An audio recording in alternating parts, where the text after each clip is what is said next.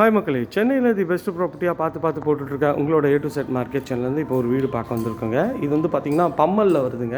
Pallavaram railway ஸ்டேஷன்லேருந்து ஒரு 3 கிலோமீட்டரில் இந்த சைட் வந்துடுங்க.